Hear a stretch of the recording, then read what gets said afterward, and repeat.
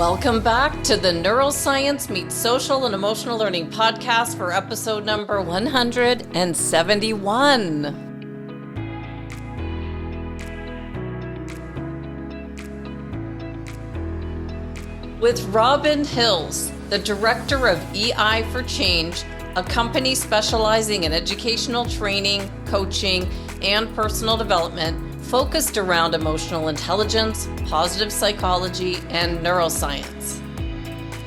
I'm Andrea Samadi, author and educator from Toronto, Canada, now in Arizona, and like many of our listeners, have been fascinated with learning and understanding the science behind high-performance strategies that we can all use to improve our own productivity in our schools, our sports, and workplace environments.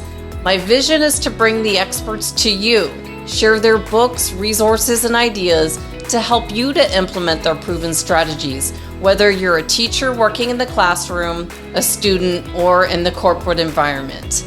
The idea is to take the fear out of neuroscience and show everyone how simple it can be. This week's guest, Robin Hills, who I found out is well connected with some of our past guests, Dan Hill from episode 163, who taught us how to read the emotions in others, and the author of The Leading Brain, Frederica Fabricius, all the way back from episode 27.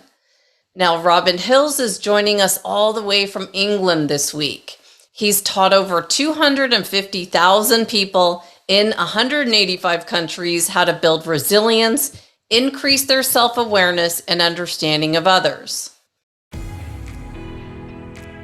After my interview with Dr. Perry this week, I've been thinking about the upside down triangle, or Dr. Perry's sequence of engagement, where he mentioned that all information comes in through the brainstem, and we've been programmed to react to what we take in with our five senses, instead of taking a few minutes to pause and respond.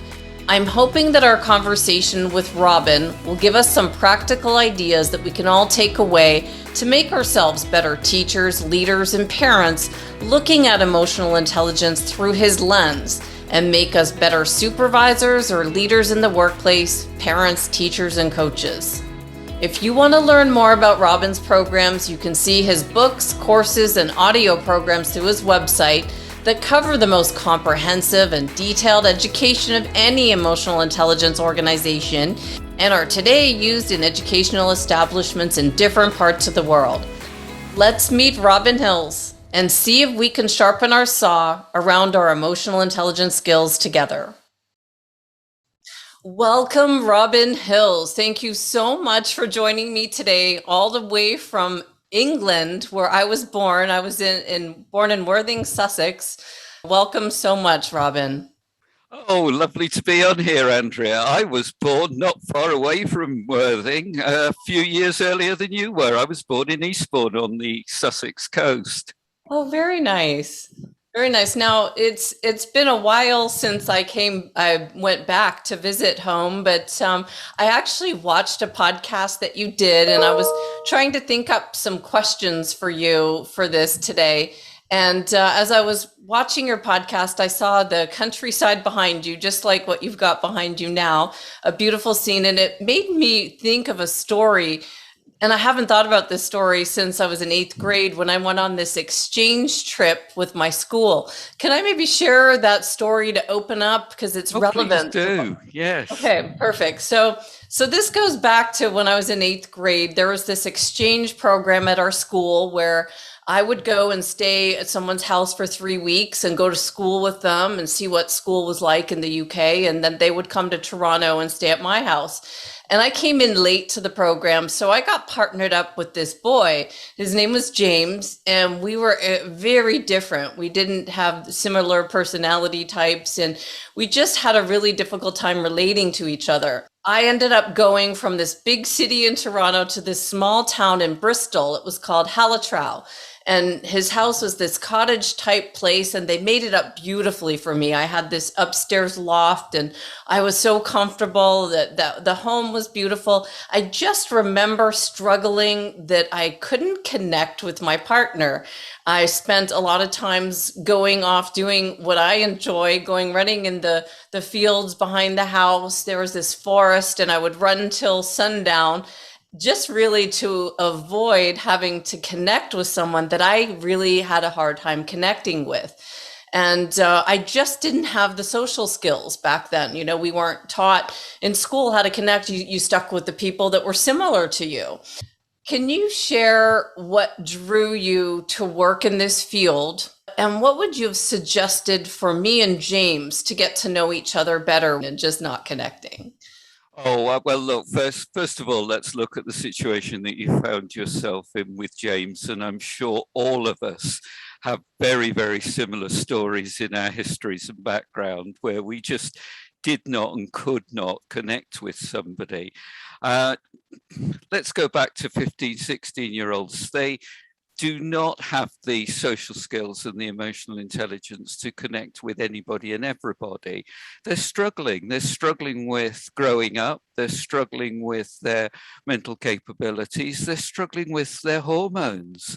And there's a whole load of factors going on. And James was probably as intimidated as you were in terms of that relationship. Here comes a fit young Canadian girl into his life, and he's supposed to develop a relationship with her. That would be a godsend to most 15, 16-year-old boys. And I'm speaking from experience here, which is years ago. But look at poor old James. There he is, thrown together with this young girl, and he's got to create a relationship with him. He would desperately, desperately love to do so. But circumstances turn out that he can't. And he's probably as intimidated as you were in terms of having the conversations that needed to be had. And he's probably living a life of regret that he didn't do more.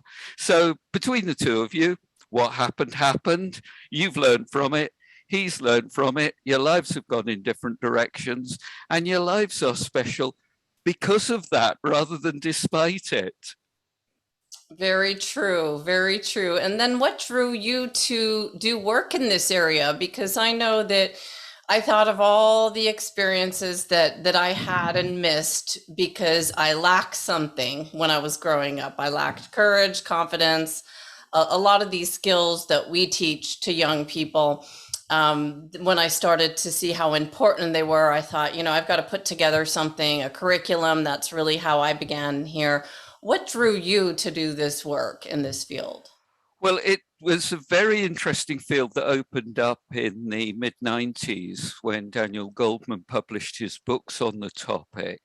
And I got to know about his book soon after publication. And I thought, this is the missing link that I have been looking for to explain how and why I can't influence, can communicate and persuade certain people, and certain people just do not want to even bother trying with me. Now, they are very, very intellectual people, and they work in highly specialized fields. I was working in the field of medicine, selling medicines to clinicians and surgeons in the London teaching hospitals. And some would welcome me with open arms, and we'd have good adult mature conversations, and some just didn't want to know. They had a prejudice, an ingrained prejudice against the industry, and they assumed that everybody who worked in the industry had horns growing out of their head and were just by their very nature evil people. So with that kind of environment and that kind of situation, the relationship is not going to develop. Now, what can I do? Well, if they don't want to communicate, there's no point in communicating with them. But was it the role? Was it the job? Was it the environment that they found themselves in? No, it was down to that particular individual and the way in which they were engaging with the world. It was how they were using their emotions, how they were using their thinking. But I didn't know that at the time. So once I realized that emotional intelligence was the core that underpinned everything in terms of human relationships, I just wanted to learn more.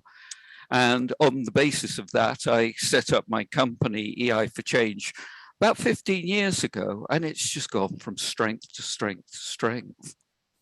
Oh, I love hearing that and hearing where you started, especially because I also went into sales and got a chance to work with some people that the relationships were great and easy, and others it was very difficult and strained. And so these skills are so important for success in life and in the workplace, and especially after we leave school.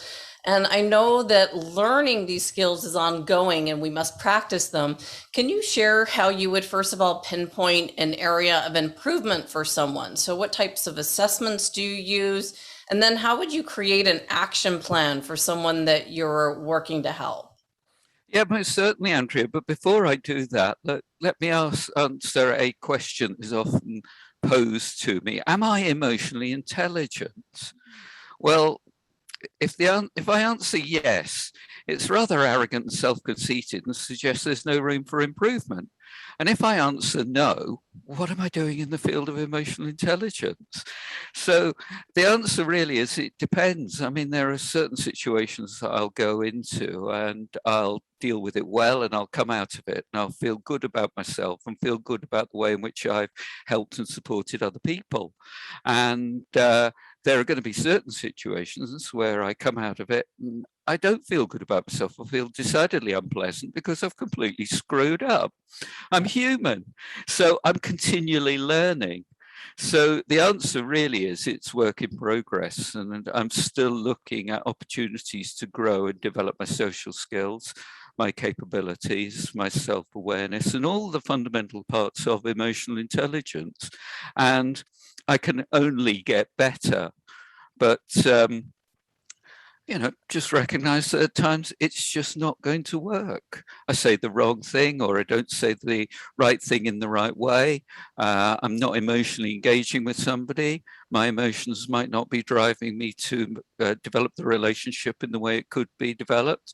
I could be tired, I could be hungry, I could be ill. So there's a whole host of factors that need to be taken into consideration. Now, to go back to your question with regards to how do I help people assess their emotional intelligence, there are a plethora of great psychometrics available on the market, scientifically relevant, validated, reliable psychometrics that can be used to help people to understand themselves better and to look at their strengths and their limitations. I use Myers-Briggs type indicator, step 1 and step 2. It's a coaching assessment. So the way in which to work with it is not to say, well, this is what you're like, this is your personality type, but help the other person to explore their preferences and determine for themselves what type they are. Now, it might be completely different from what I think, but it's not my personality and it's not my type. It's up to them to explore it and take it away. I use DISC, which looks at dominance, influence, steadiness, and compliance. And that looks at behavior in the workplace. And again, this highlights certain factors for people about what they're doing well and where some of the liabilities could be. And then I use the EQI 2.0, the Emotional Intelligence Inventory 2.0. And this looks at a number of different facets and factors, but all of them are used really to help people to understand themselves, to look at their strengths and how they can apply those more effectively. I'm not interested in weaknesses. I'm not interested in liabilities. Let's not work with something that is bad and make it not bad. Let's look at something that is good and make it brilliant. And if we can do that, interestingly enough, all the weaknesses and liabilities kind of fall away. Interesting. And something that always came to my mind with these strengths tests, because I've done them all the ones that you've mentioned, and my strengths seem to have changed over the years. So what might have been a strength for me 10 years ago is definitely not what's a strength now. So are there strengths that show up out of the blue that might come because now we're doing podcasting that wasn't around a few years ago? Or, I used to be strong in a certain area, but now I'm doing this video production and that's a strength. So do strengths change, these strengths that you focus on, or are they always there somewhere? Well, I think to a certain extent they're latent, and what happens is the environment allows for these strengths to come out and flourish. For my own part, I've always been fairly creative, but not in the kind of artistic sense in terms of watercolor or clay modeling or anything like that. But I've always enjoyed kind of creating things, and podcasting and video editing and sound engineering are all these kind of skills that I've had to learn over the last few years. Now, let's go back to when I graduated back at the turn of last century, or a few years before the turn of last century. I graduated with a degree in biology. Now, that did not set me up to work on the internet. In fact, it was 10 years before the first email was sent, and certainly 15 years before the internet was invented. So if anybody had said to me at the time, oh, you'll be working in video editing and you're working in sound engineering and you'll be communicating with people all over the world on a day-to-day basis by the 2020s, I'd have been looking at them and said, oh, come on, don't be so silly. So, the environment has changed, and my hopes and aspirations as a 20, 21, 22-year-old have been realized, but they've had to adapt around the environment. And certainly the skills that were available to me to develop then just didn't exist now. So what of the future? What's going to happen in, say, 20, 30 years' time? We don't know. But we've got to keep an open mind, and we've got to look at adapting and creating around that to just survive, thrive, and enjoy. Definitely. So let's just say you were to do an assessment for someone. You do an assessment, you get this packet, right? I remember I got my packet. You read through it, you're like, oh, I like this bit, I don't like this bit, ignore that bit. And then it goes on a shelf. I probably got all my assessments somewhere back there in my closet. Then nothing's done with it. So how do you ensure that someone actually does something with what you learn from the assessment? Well, the important thing is to encourage them to get the value from the assessment that they need to get, so that they can then put together an action plan. And a lot of it is down to pure coaching, the purest form of coaching, because it is not my personality, it is not my behavior. I'm not engaging and interacting in their environment. So what's working well for them? How can we get more of that? What do you want to change, and why do you want to change it? What is it? What is happening for you that makes you want to affect these changes? How can we affect these changes positively for you? How are you going to measure that, and how are you going to follow it up? Now, in certain circumstances, I have an agreement with people that I will follow up in 6 weeks' time, 12 weeks' time, 18 weeks' time, whatever it is. And then we can work through a period of change. What's worked well? What hasn't worked? Why didn't it work in the way in which you expected to? What came out of it that you weren't expecting that was better? And by so doing, it helps them to focus. And I say to them, look, if you don't do your homework, you're not letting me down. The only person you're letting down is yourself. And the other thing that I've done, Andrea, which is quite different from a lot of what everybody else does with psychometrics, I say to people, right, now we've got this information about you. It is valid, it is reliable, and it gives us a pen portrait of you. let's get it on your, well, you call it a resume where you are. Let's get it on your CV, your curriculum vitae, and let's infuse that document with these great talents that you've got. Let's use the language so that when you're asked to interview, what are your strengths? You can look somebody in the eye and you can say to them, I'm good at planning, I'm good at making logical decisions, I'm decisive, I'm bold. And they say, well, where does that come from? You can say, well, it's come from all the assessments that I've taken over the years, rather than sticking them in the back of the cupboard like I've done and done nothing with it. Right. No, I like that. I like making learning useful and practical. And as you were talking about people wanting to change things, sometimes we know what needs to be changed, but it's really difficult to actually do that change unless, you've got somebody holding you accountable to making that change. How do you deal with that? Because you would come in and work with someone, maybe they would see, oh, I've got to change this, and then do they actually do it?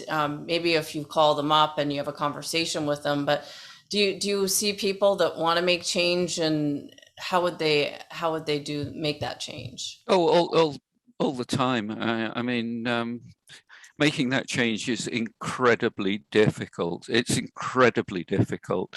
It's honestly, it's a case of creating new neural pathways, and we know how difficult that can be. And putting into practice something that is hard becomes easier over a period of time with lots and lots of practice. And we now know from the research that's been done that it is this creation of these new neural pathways. It's like opening up a road that's been blocked, and the more traffic that goes down the road, the easier it is for the traffic to flow. So it's a case of helping people to say, right, what is it that you want to do? How are you going to do it? Are you going to do it? What support can I give you? Right, off you go. Go and do it, because I'm not going to do it for you. Right. Robin, I was looking at one of your books and it was on resilience. And I've always wondered why some people appear to remain calm in the face of a disaster or some sort of difficult situation, while someone else just has a hard time coping with it. And I took this from your book on resilience in the workplace, and you said that people that are able to handle themselves well and remain calm in a crisis have what psychologists call resilience, an ability to cope with problems and setbacks. And I know there's so much behind this question I'm going to ask you because we all have different life experiences that shape us. But what makes someone more resilient to setbacks than another person? And how could we strengthen resilience in ourselves? Well, firstly, I think the most important thing is to define this word resilience, because it's bandied about so much. I mean, you've only got to listen to the UK media, and every news bulletin has somebody who's resilient because they come through adverse situations. And we're all supposedly quite resilient now. We've been through the pandemic. No, we're not. We've actually lived and survived through it, God forbid. I mean, there are lots of people that haven't. Are they not resilient? Well, no, that's the wrong use of the word. And it just seems to be a little bit of nice, easy media speak, and it's a bit of a soundbite. So let's go back to resilience. Resilience also is not bouncing back. You're not bouncing back from an adverse situation or something that's causing you anxiety or stress. You're actually learning and growing through it. And as you're learning and growing through it, you can't go back to how you were. You're actually a better, more mature person because of it. And if you've been through certain adverse situations, chances are, if you're faced with a similar situation, you've got coping mechanisms. You know what works, you know what doesn't work. So for me, resilience is threefold. Firstly, it's having a realistic optimism in a current situation to say, hey, life is what it is. I might not like the situation that I find myself in, but that's how it is. Then having this realization that life has some meaning and you give your life some kind of purpose. And that helps you in terms of focusing on where you want to go and how you want to get there. And then having the creativity and adaptability to work around all of the setbacks, all of the obstacles, and all of the barriers that you're going to face, whether you can think about them or not, because they're going to happen. So just watch out for them. It's your mindset. I just remember what my mentor Bob Proctor would say. He would have this line on the wall, and in the middle, it was everything just is. It's not good, it's not bad, it just is. And when you were talking, I thought about when he would say that, because you're saying just accept everything as it is. Life is this way. We don't want to put a negative on it or a positive. We just have to say, this is how it is. How are we going to move forward and learn something from whatever we're in? Is that a good way to look at it? I would say that it is a good way to look at it. There are certain things which you've got absolutely no control over whatsoever. A lot of it is around pandemic, the decisions that the government makes, the weather. There are certain things that you can control.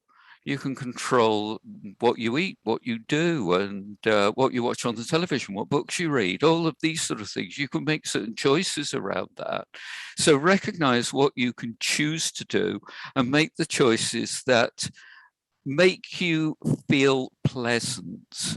And I'm stressing that because there's a lot of nonsense out there around positive and negative emotions. And crikey, it really, it I hang my head in shame when I hear that, because emotions are emotions. We experience them for a reason. They're a kind of psychological, physiological construct. And what we've got to do is just to accept that we are feeling a certain way. So what is the information that this emotion is telling us?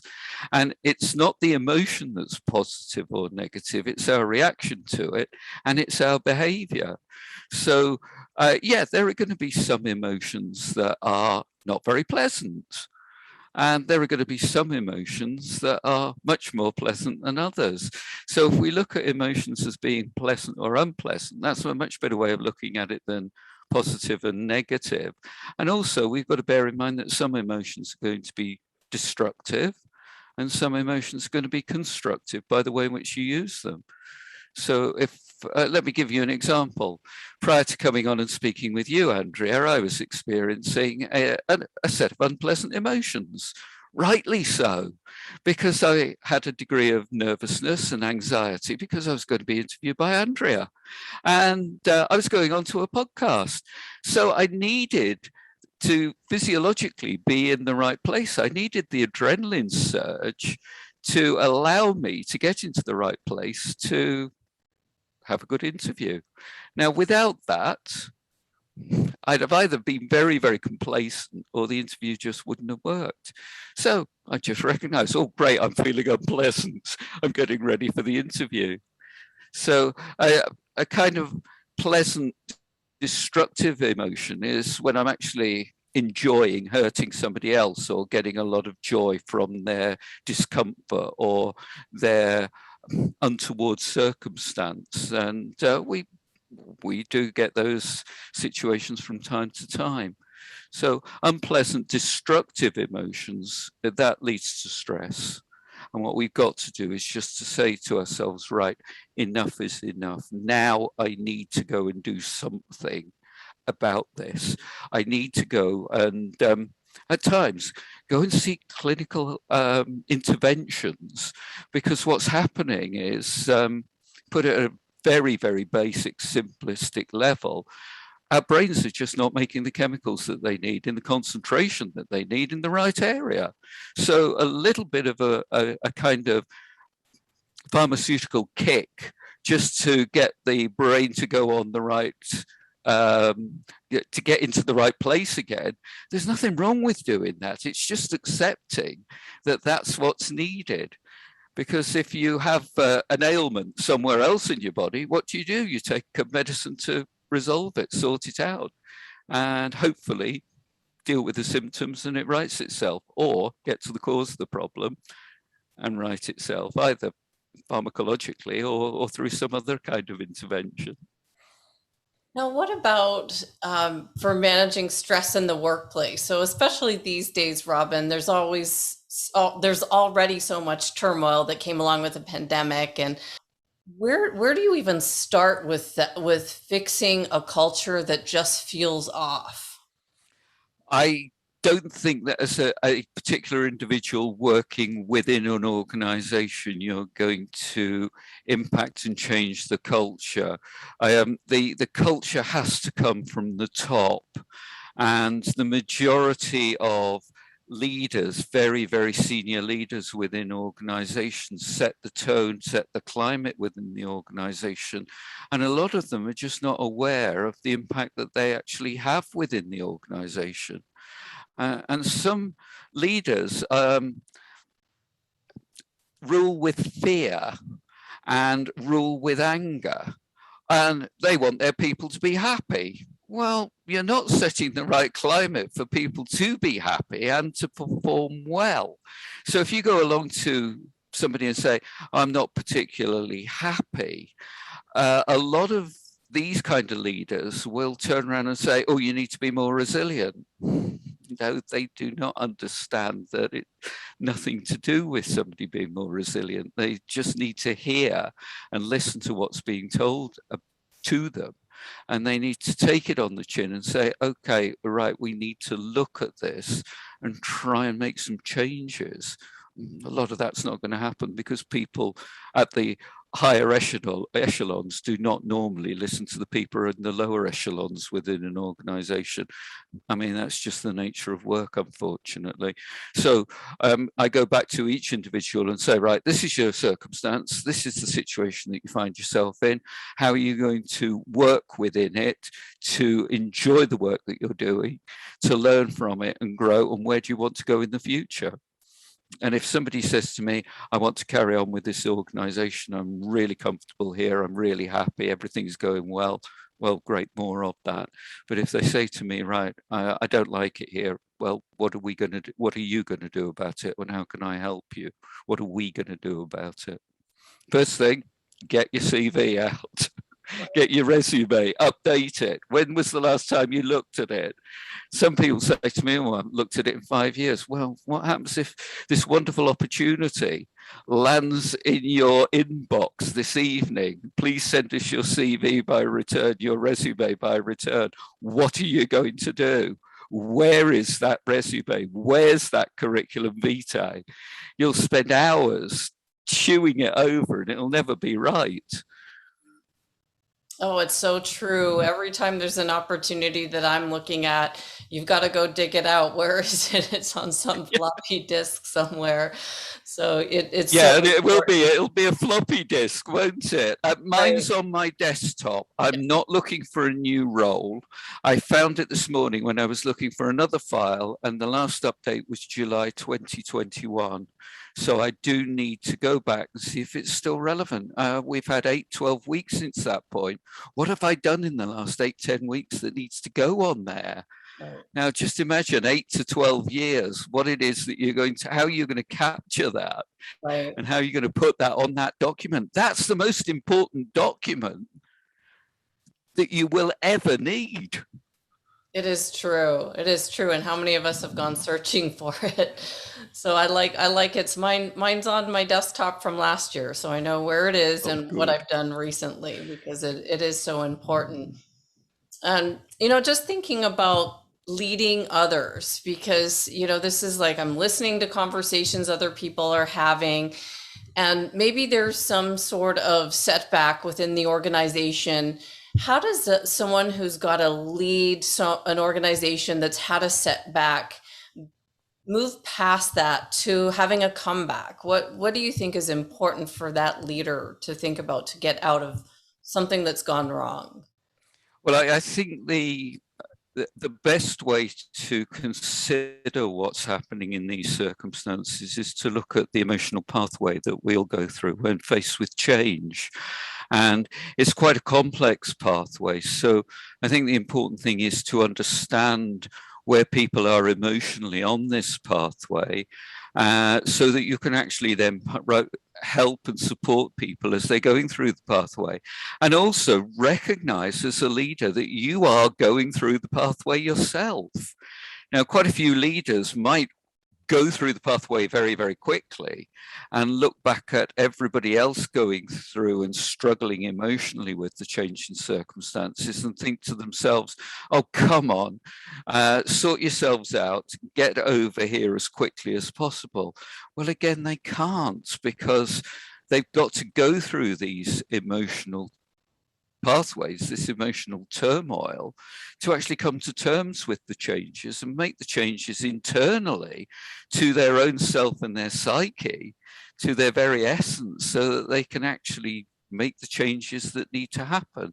And we've got to bear in mind that people are not bags of sugars or robots.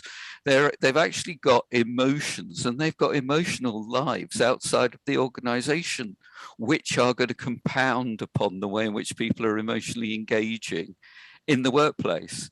So if you're going through an acrimonious divorce with your partner, and you've got teenage children who are struggling to communicate. I'm not going to go back to your story, Andrea, but you know, in these sort of circumstances, you've got people who are struggling with a whole host of other things. They may have financial worries, they may have health worries, they may have problems with their elderly parents.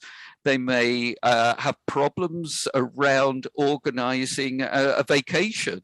You know, all of these things are happening. They may be moving house, they may be decorating, they may be changing their car. They've got their pets to consider. We don't know anything about all of these. So getting and treating people the same way, if that's what you want, go and get yourself a team of robots. True, true. You brought up a lot to think about, that we've got to take each individual person's situation into hand, or we don't know what's going on with each individual person in an organization. No, and look at our conversation here. We've built up a degree of rapport over the miles.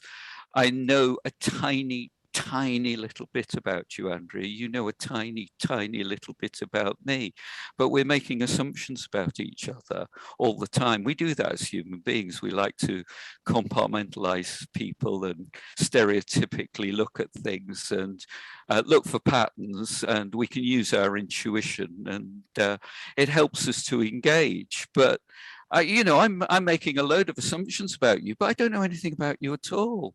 And you know, to a certain extent, I don't like that, but I'm engaging with Andrea, the woman who I'm talking to at the moment, not an Andrea who I knew 10 years ago, or an Andrea who I will know in 10 years' time. And if we develop a relationship together, perhaps we will speak in 10 years' time, but the relationship will grow and evolve with that. So I don't know anything about your family. I don't know anything about your circumstances. I don't know anything about your job or your career. Don't know how much you've got in your bank account. I don't need to know a lot of that. But the important thing is, you're more than just the person that you present at this particular moment in time. But that's all we've got to engage with. Well, that's so interesting that you bring that up, because you mentioned that you know Dan Hill, the Faces guy. Is that right? You mentioned that somewhere in our communication, reading the emotions off of people. And Dan Hill's work is brilliant, because it's looking at the 7 basic human emotions and how they are expressed as micro expressions on the face.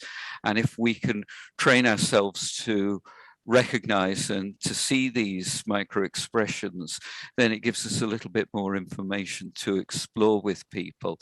So if I'm seeing a fleeting micro expression of sadness when you talk about something, I might then make an assumption that something happened to cause that sadness when you're reliving that experience. So is that something that I need to explore with you further from a coaching perspective, or do I just recognize it and move on? And I think to answer your question, what Dan does is work because he focuses in on it and he's highly trained at doing it. Now, a few years ago, I started to train myself to do it, and I got a level of competence, but you've got to stick at it, and you really, really got to practice. It's back to what we were talking about earlier in terms of creating a habit. And I didn't, and I've stopped doing it, but that doesn't take anything away from Dan's work, because I think he's got that level of capability that, oh, I wish I had. Yeah.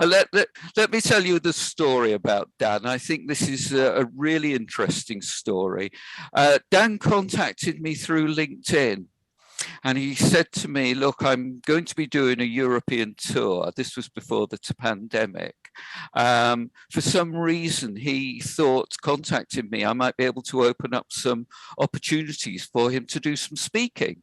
So I communicated back with him through LinkedIn, and we communicated over email. And I said to him, do you know, I think I can get you a speaking opportunity, because I sit on the Northwest Committee for the Association for Business Psychology, and we're always looking for great speakers. Would you like that opportunity? Oh. So Dan said, yeah, that would be brilliant. Now, of course, the pandemic then hit. Oh. So Dan had to do it virtually, and he came along and he did a phenomenal session for us that was really, really engaging and really interesting. And then he contacted me, must be 2 or 3 weeks ago, saying, I've got a new book out. So I went back to the association and I said, Dan's got a new book out. Yeah, we'll have Dan back. So that's my association with Dan.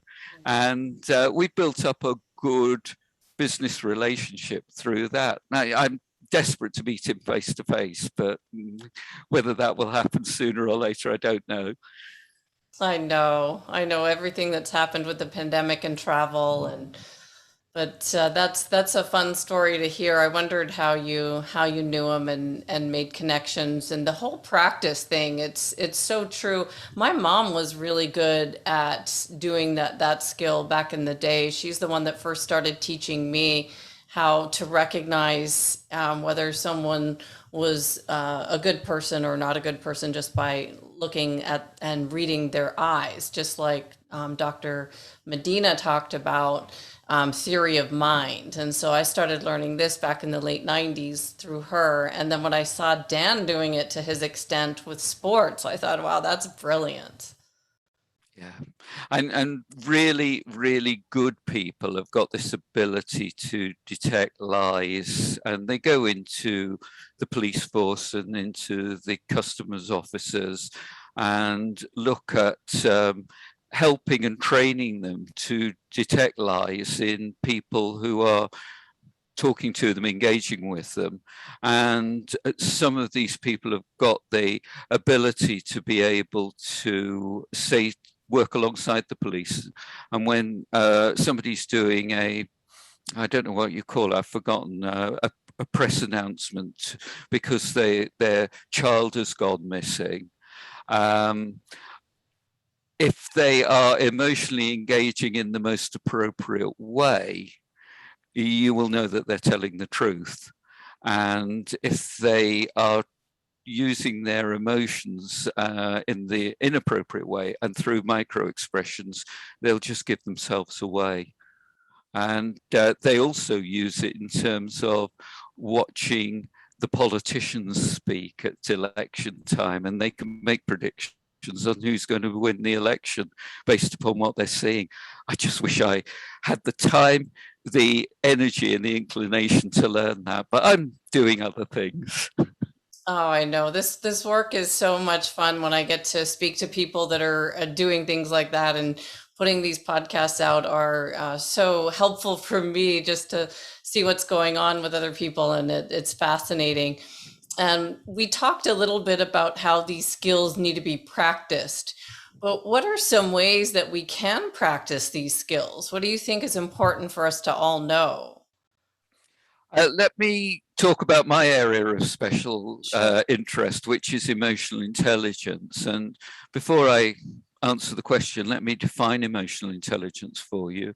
Emotional intelligence is being smart with your feelings in order to make better quality decisions and build up authentic relationships. That's it in a nutshell.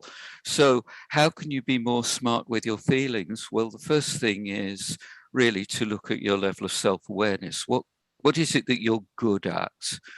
What is it that makes you special?